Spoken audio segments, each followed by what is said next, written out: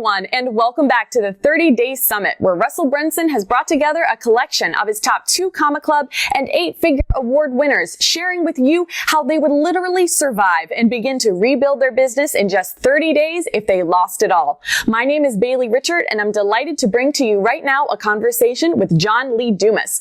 He's the host of Entrepreneurs on Fire, an award-winning podcast where he interviews inspiring entrepreneurs every Monday and drops value bombs every Thursday. With over 2,000 episodes, 1.3 million listens every single month, and 7 figures of annual revenue, JLD is just getting started. So John, welcome to the summit. Bailey, I'm fired up to be here, down here in Puerto Rico. We got some humidity, so let's bring the heat. Fantastic. All right. So as I was reading over your 30-day plan, I couldn't help but notice that the themes of getting away from technology to get clarity, taking long walks, and even meditation are an important part of your process. Even from day 1, which you've deemed a day of reflection, this is something that you think is critical to your success. So I'm curious to learn a little bit more about why this is so important to you and exactly how you go through your process. Are there any apps, guides, tools, or resources that you use you can recommend to us as well? It's critical. I mean, we live in such a busy world. We have our phones going off, our desktop notifications going off. People, are screaming at us from down the hall. I mean, we just have all of these distractions that we literally have become such a world of shallow thinkers. And, not to go too deep into health, but, over the years, like we've all developed to be very shallow breathers, chest breathers. We've also developed into being very shallow thinkers. We never do this deep thinking. And I can promise you that every single one of my big ideas has come from really taking the time to think deeply, to disengaging myself from these little pings and zaps and zoops, whatever they might be, and just giving myself this time, this opportunity to breathe, to think, to let my mind wander, to not always get distracted. It's just like this constant tugging at our conscious and subconscious. Like, it's not shocking that nobody's ever come up with an original idea and we're just all copying each other. So, I mean, to this date, when you and I are talking, I've actually created 4 completely unique multi-million-dollar ideas. And every one of those ideas that I've turned into 7 figures and more has been from a situation where I've withdrawn from society and I've withdrawn from the day-to-day, like not for months at a time. I'm not doing like a Julia Roberts Eat, Pray, Love scenario. I'm not being like David Thoreau on Walden Pond and going there for however long he was, months or years, to write a book. Like, I'm talking about, I'm taking a day, I'm taking 2 days, and I'm just going, code silent. I'm taking walks, out here, and, we have this beautiful rainforest walk. I'm sitting by my pool with nothing around me except maybe a print magazine when I just want to relax. And I'm just thinking. I like to have a piece of paper as well, a little blank journal. So if I want to jot something down that's coming to my mind, I am, but I'm not even going overboard with that.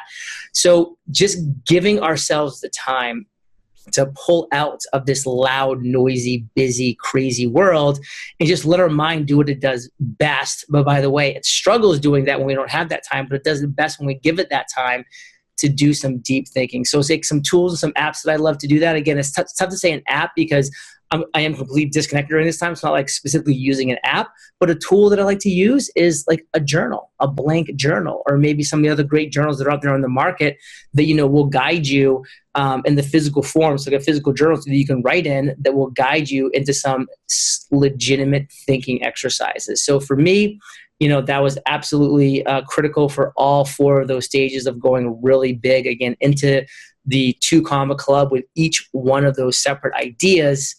The birth of that idea came from taking a step back. And I think that's key. And we're going to be talking a lot more about this concept of your big idea later in the interview, so I'm sure we'll return to that. But I did want to ask you about something else you said you would do from the very beginning, from day 1, which is to read a book, but not just any book, a very particular book, The One Thing by Gary Keller. For those in our audience who are unfamiliar with that particular book, would you be willing to tell us a little bit more about what it's about, and then also why this is so important for you to begin reading from day 1? So if anybody has listened to my podcast, Entrepreneurs on Fire, they know a couple things. Number 1, I love quotes. Number 2, I love acronyms. And one of my favorite acronyms is actually the acronym for the word focus. Follow one course until success. And as soon as I saw the book, The One Thing, come out, which was a number of years ago, I said, that book has an opportunity and potential to be something special. But, I'd never read it before, so I wasn't sure. And I went ahead and I read it, and I just couldn't stop reading because I'm like, everything that I believe in, this guy, Gary Keller and Jay Papasan are talking about in the book, the one thing about how, nobody who's ever created, something amazing has done so while they were doing 10 other things. They've always just gone laser focused. They weren't going 1 mile wide and 1 inch deep. They were going 1 inch wide and 1 mile deep down into this incredible niche where they were building something special. They were focusing on that one thing. And it kind of goes back to where we were talking about with the day to day and the so many distractions. Like we have so many distractions and we're focused on a lot of things. We're not going to do any of those things great. We might do some of them good, some of them okay, and some of them crappy, but we're not going to do any of them great. Like we have this opportunity to just do one thing great. And I've done that. And by the way, you don't stop at that one thing. Once you've got it great, you can kind of check the block, have the system, hire the people, and then move on to the next thing. As I mentioned earlier, I now have created over four specific, soon to be 5, 7-figure ideas by focusing on singularly that one thing at a time. So that book to me is one book that I go back to over and over again because it just really speaks volumes and takes me back to why that's so important, why that focus, why that just putting those blinders on and not letting distraction take you over. And so I think that especially the beginning part of the journey, because I don't have, you do it every single day over the 30 days. I just have the first number of days, like 6 or 8 days. I want you to be ending your day with that book because it's going to bring you to the core of why focus and following one course until success is so important. Mm-hmm. And those people who were at Funnel Hacking Live this year might even remember Russell talking about how after he started his first business, then he thought to bring in more revenue, he needed to start a second one. But at that point, his focus was being split. So when his second business started to grow, then the first business started to fall. And ultimately, he wasn't able to achieve those goals whenever his focus was split between the two things. And that's why he's always telling us, focus in on your one funnel. You're only one funnel away, and figure out what that one thing is that you're going to really put all of your effort into to achieve that 2 comma club success. Yeah, then he went on to say that he decided to go crazy and launch 17 businesses at once, and then they all failed. Shocker. And that's Russell Brunson, a guy that has been successful and knows what success is and has the finances and the team, the understanding, and he still couldn't do it. So if he can't do it, like who can? The answer is nobody, so don't even try. Mm-hmm. Absolutely. Okay, so let's dive a little bit further in on this then, this concept of your big idea. Sitting here, I think it's so easy to just talk about it, but the reality is that this is something that so many entrepreneurs struggle with. Not just the process of finding your big idea, but then also I think knowing when it is that you found that idea that you need to be putting all of your effort into. In your 30-day plan, you even mentioned seeking feedback from other people about your idea, but at the same time, not letting them sway you from your resolve to make that idea work. So I'd love to hear a little bit more about your opinion on this process of finding your big idea. Yeah. So, a lot of people have definitely heard, of the whole lean startup process and how you really want to start with that MVP, that minimally viable product. And a lot of us just focus on this silo. So, we come up with this idea, we just go in this silo, we go into a closet, we shut the door, and we just work on the thing. We think it's going to be the next best thing. And maybe it is, and it would be, and it will be. But the problem is you're just getting no feedback along the way. And that's why when I got to that part in my 30 days, I really wanted to focus on engaging with other people and bringing them into the process earlier, sooner than later, so that they could give their initial feedback and say, hey, this is what I like about this. This is what I don't like. This is what I get. This is what I don't get. I've had some things where I've launched and people have been like, I just don't understand this thing. But I'm like, but it's so obvious. But it's so obvious to me because I have the curse of knowledge because I know that thing. And to them, it's just not obvious because they don't know. And so then I realized I had to go back and create an understanding, like a bridge so people could get there and so they could make that stuff happen. So I think the biggest mistake people make across the board is they just silo themselves. They don't get out there and find their avatars, which are that one perfect listener or viewer or customer or client, whatever that might be, and actually have real conversations with them. So the quicker that you can get this content out there to the right people who are going to become your potential customers, clients, listeners, viewers, whatever that might be, the better. Get that feedback, implement it, adjust, pivot, tweak. And so then you're doing this along the way. You're kind of jumping off that cliff. You're building your plane as you fall, instead of falling, all the way to the ground and then saying, okay, I just, broke every bone in my body. Now let's build a plane. Like, it's too late. Like, do it on the way down.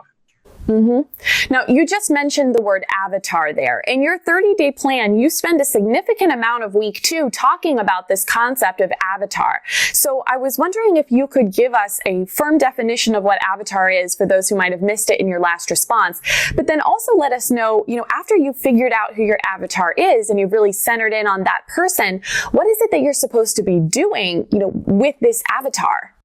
Avatar is by far the most important step of the process. You can't do it right away because you don't know what you don't know yet. But by week 2, you do. You know who your client should be and who you want your client to be, and your customer, whoever that perfect person entering your funnel is going to be. And that's your avatar. Your avatar is that one perfect individual. Like, you got to fill in the blank. If you have a podcast, it's the one perfect listener. If you have a YouTube channel, it's the one perfect viewer. If you have a funnel for a skincare product, it's that one person, perfect client for your skincare product. You need to sit down and literally write 500, 1,000, 2,000, like, until you know that you are done inside and out understanding who this person is, and write that out on a piece of paper, work on that, continue to mold who that perfect avatar is. And I didn't have that avatar when I launched my podcast back in the day, Entrepreneurs on Fire, and I paid for it because I would come to a fork in the road and I would say, should I do this or should I do that? And then I was making the decision, and I was making some of the wrong decisions because I wasn't the perfect listener for my podcast. I was the host. I was creating the show. I was already at a different level, a different stage, a different mindset than my perfect listener was. So I'm making decisions based off of what I thought was right. But again, it doesn't matter what I thought was right. It matters what my listeners thought was right. When I sat down and actually created who that perfect avatar was, that one singular perfect listener, it changed everything. It was like Atlas taking the weight of the world off of my shoulders, putting it onto my avatar, who's a fake person anyway, so he can handle it, and just say, okay, now you make those decisions. I'm at a fork in the road. Should I go left? Should I go right? So real quick, here's an example of what an avatar should look like. My avatar's name is Jimmy. He's 38 years old. He has a wife and 2 kids, ages 3 and 5. Jimmy drives to work by himself every single day. It's a 25-minute commute to work.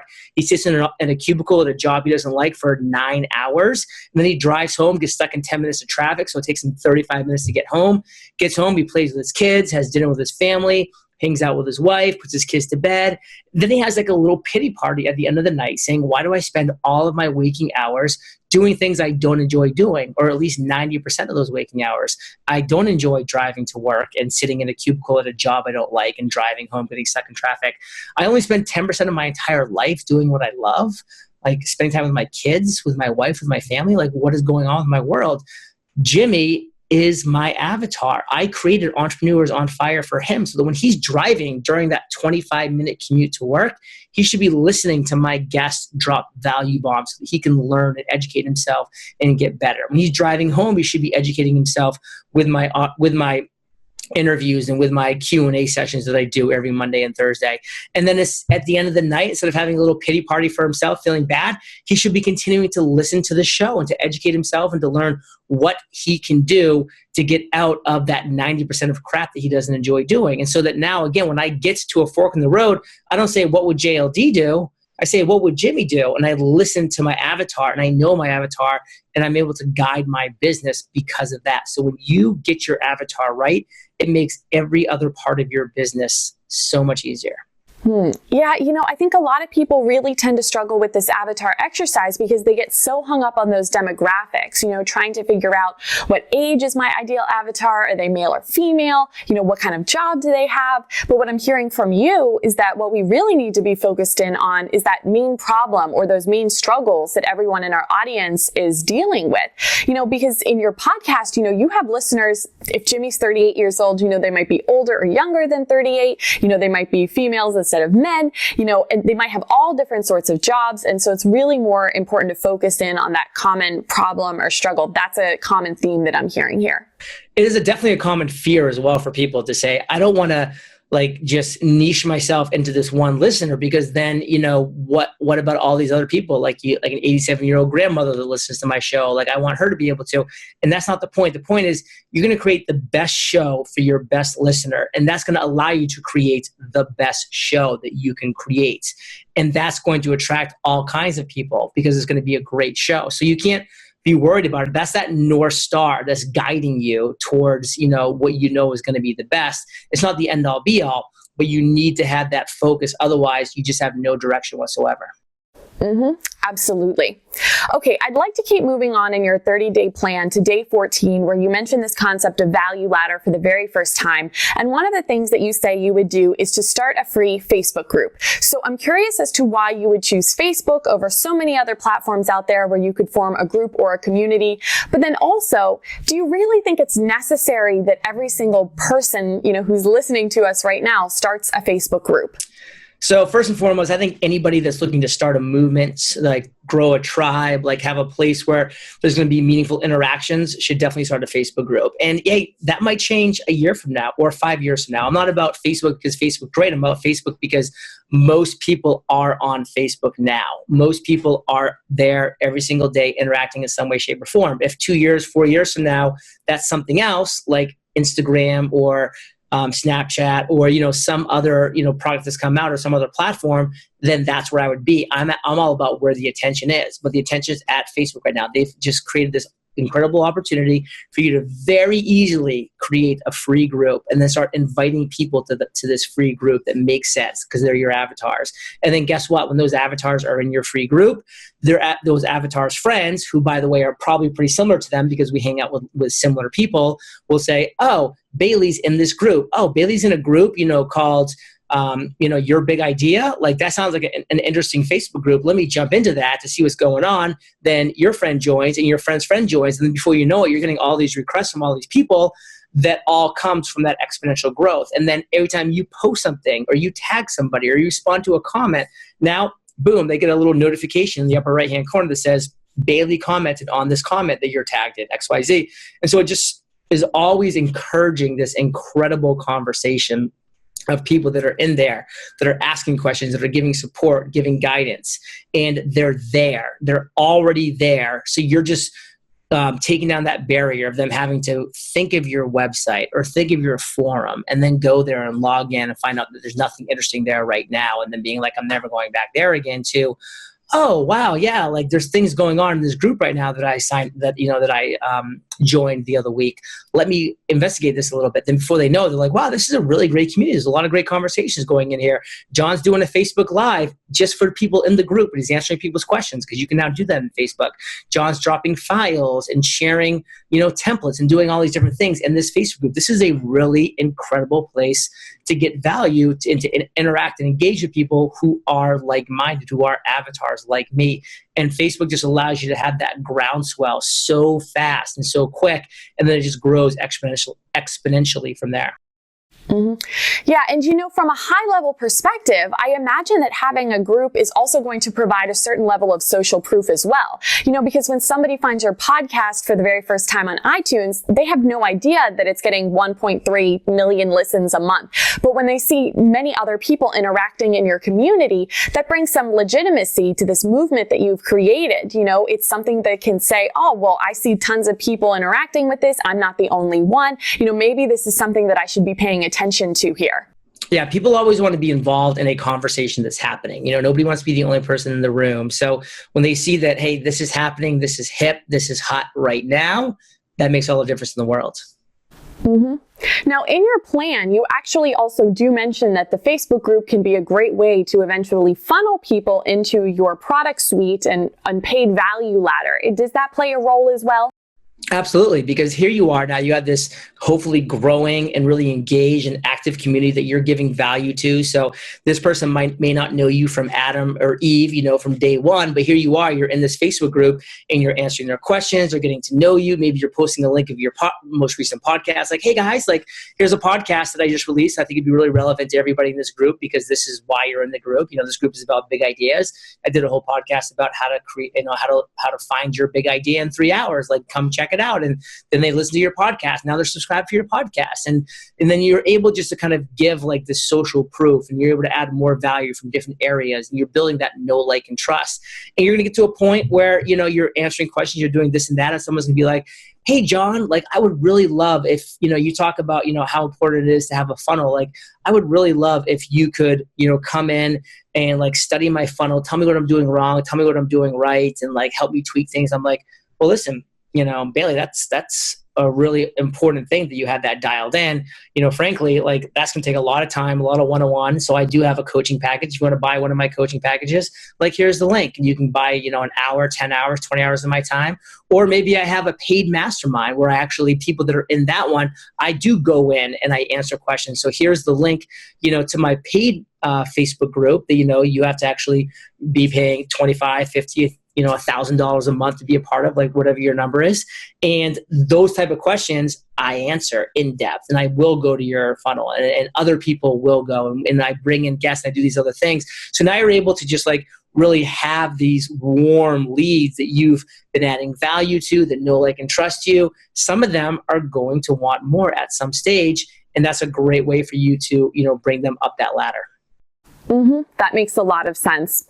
Okay, I'd like to move on to week 3 now in your 30-day plan, where you spend a lot of time talking about your connections with other people. Whether it's finding a mentor, building a team, or just surrounding yourself with like-minded individuals. You quote Jim Rohn, that famous quote about you are the average of the 5 people you spend your most time around. And one of the things that you say you would do is to start a mastermind, to start and participate in a small group of individuals, providing accountability to one another. So I would love to know from you what you believe the benefits of participating in this mastermind are, and then what you would say to individuals who are listening to us right now who might be saying to themselves, I'm so new to my industry or to my niche. Nobody knows me. I don't really know anyone else. I wouldn't even know where to begin, putting together this, group of individuals. What would you say to them?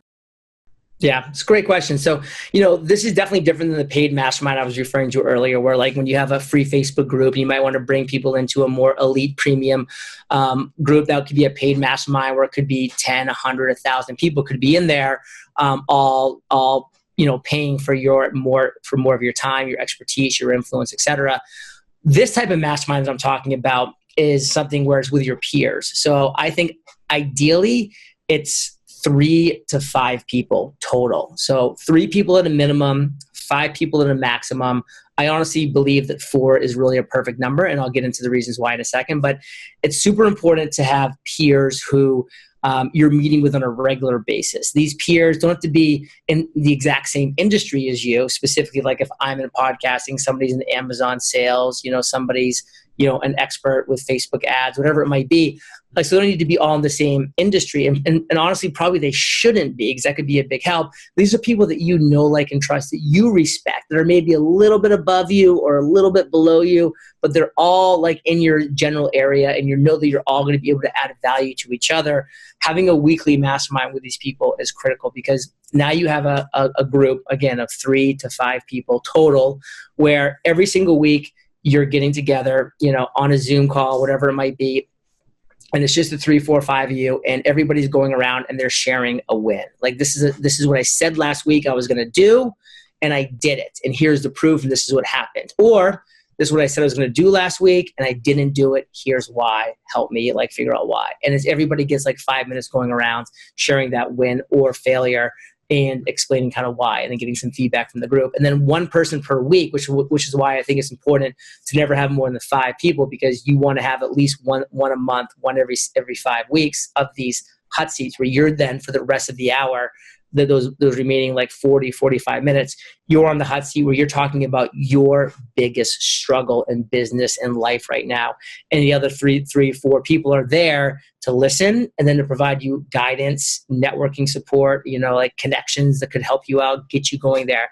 So now you're in this community where once every month or so, you're the focus of these 3, 4 minds that are just successful entrepreneurs that are just helping you and helping guide you. And by the way, you don't want to let them down, because when we live in a silo, I can push things a week or 2, and then before I know it, I've procrastinated for 6 months. But when you say, hey, I'm going to launch a book, by Q3 of this year, and it's on a calendar, you're going to want to launch that book so you don't look foolish in front of your mastermind, people who you respect, and you want them to respect you.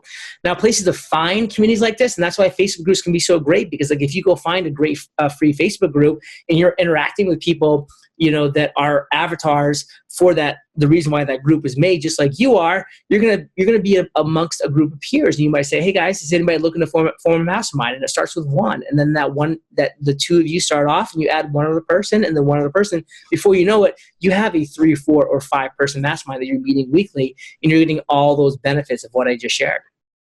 Mm-hmm. In addition to the accountability provided in that group, I wonder if there's also the opportunity for business partnerships to spawn out of those relationships as well. Maybe some affiliate relationships or some, JV partnerships. And on the tail end of that question, I'd also like to bring in a discussion about Dream 100, which is something you mentioned in your 30-day plan as well. Yeah, so there's definitely affiliate opportunities. I mean, I've done affiliates with all of my people in Mastermind because they're friends, and I want them to win, and I want to win with them. So when I can find an opportunity where it's a win-win, I will definitely make that happen. And yeah, Dream 100 was definitely an idea that I got from Russell, because I big fan of .com Secrets and Expert Secrets, so I read those books, promoted them heavily, and definitely saw the value of trying to build this wish list of people who I just wanted to build a closer relationship with. So again, just like when I'm looking to find a mentor, I'm looking to find somebody who's where I want to be. That's how I approach building my Dream 100. I say, you know what? These are people who are where I want to be in these different verticals. So I may say, here's 5 verticals. Like I want to get better in Facebook advertising. I want to get better with Amazon physical products. I want to get better with podcasting. I want to get better with SEO. And I have these different verticals. And then say I have 5 different verticals that I've identified are most important to me. I'll then go and I'll list the top 20 people in each one of those verticals by, looking at things like, if they have a podcast, like how their podcast is ranked. If they have a product, like how their product is selling, and like how many live webinars are they doing? Like how do they seem that they're out there? Where are they speaking at? Are they speaking at conferences on this topic? So are they seen as somebody that's very knowledgeable in this niche? Like are they writing books on this topic and launching books, courses, et cetera, et cetera? So I look for all these different things that show that these people are tops in their field, and then I write their names down, and then I come up with a plan to just be of value to them. Like, how can I be of value to them? And for me, like a huge way that I can be of value to these people is have them on my show. I have 1.3 million listens per month on my podcast. It's a huge value to have, person X and person Y to come on my show to talk about their things. They're going to get exposed to a large audience. And now I'm building that relationship. Maybe I'm then, going and leaving an Amazon review on their book, sending a screenshot and emailing it to them and just saying, hey, I just want to let you know that I thought your book was great. Here's the review that I left. Going to their Facebook page and leaving a comment, a very thoughtful comment on a post that they made, because those things all matter, because interactions, engagements, comments, reviews, all of these things matter to the influencer, to the authority person that you're looking to become better, build a better relationship with. And so if and when you have a plan in place and are putting the time and effort into actually adding value to their world, they're going to notice, because it is adding value to their world. And when you come up in conversations, they're going to recognize the name. They're going to see that, you're a person that's continuing to add value to them. Then there's going to be a much higher opportunity that you're going to be able to work with them, instead of just being, a faceless face and a nameless name that they've never seen nor heard before. Always giving lots of value first before you expect big things from others in return. All right, I'd love to move on to the final week of your 30-day plan, where for the very first time you actually mentioned building out your funnels only on day 24. In the plan, you mentioned that you would think of not only what kind of product that you're selling in that particular funnel, but also the avatar that you're trying to reach as well. So I'd love if you could just share a little bit about your strategy or thought process when putting your funnels together. So this really goes back to, you don't know what you don't know. So if you start trying to build a funnel day 1 or day 10 or day 15, like, what are you building? Do you even have an audience? Do you even know your audience? Like, have you even done anything that's going to allow you to, have any success with that funnel? And again, there's nothing wrong with a funnel failing.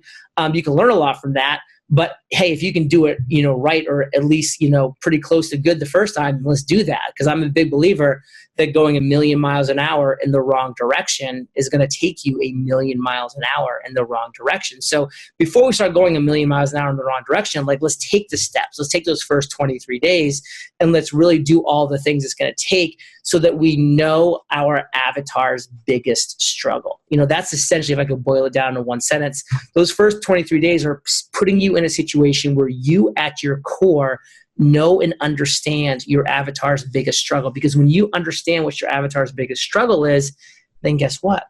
You can create the solution for them. And that solution could be a product or a service or a community or fill in the blank. And now you have what that is.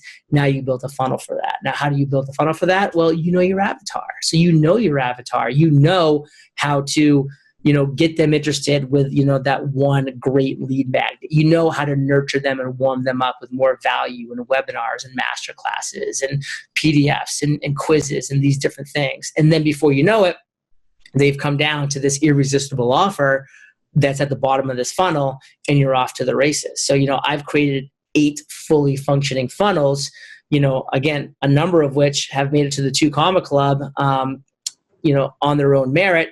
And every single one of them has come from me understanding at the core, what is my avatar's biggest struggle? What solution can I create for that struggle? And then going from that point forward. Mm-hmm.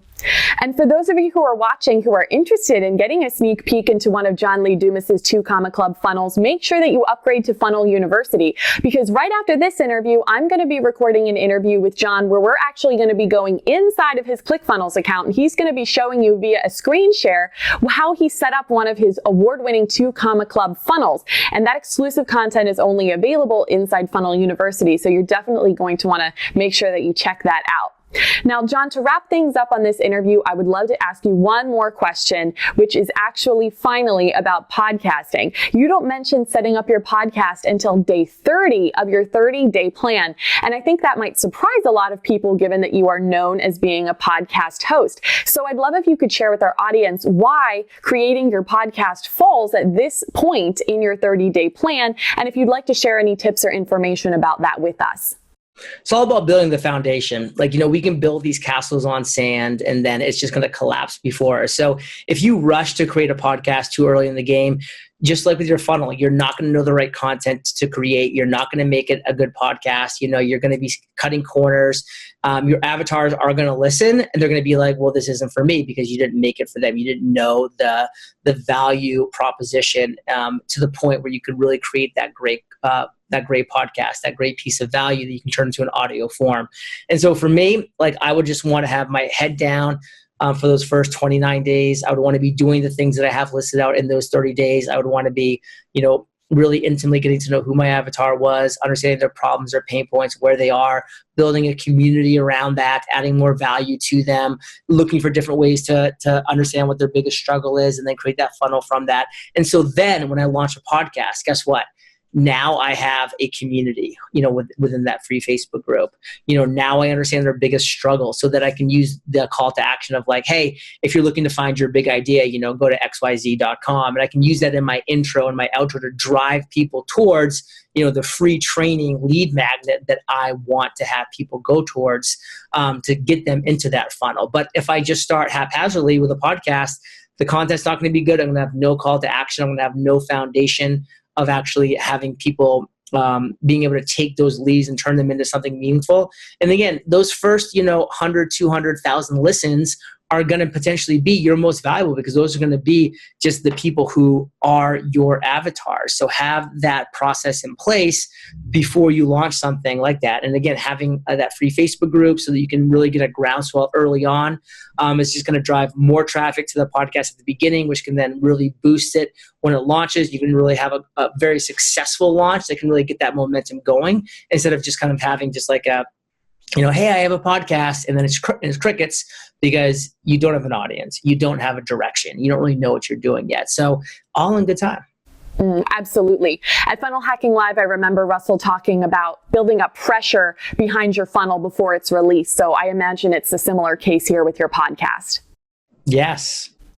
John, thank you so much for being a part of this summit and sharing all of this incredible value with us today. For those of you watching at home who feel like you are ready to embark on your own 30-day path to success, I have amazing news for you. It's called the One Funnel Away Challenge, and you can click on the button on this page to learn more and upgrade today for your opportunity to create your own customized and personalized 30-day plan to getting that next award-winning funnel launched with the help of a ClickFunnels 2 Club coach. But that's not all you're going to be receiving. You're also going to be getting some incredible bonuses when you upgrade, including a physical copy of the 30-Day Summit book, where we're putting together all of the 30-day plans written by all of the 32 Club winners on this summit.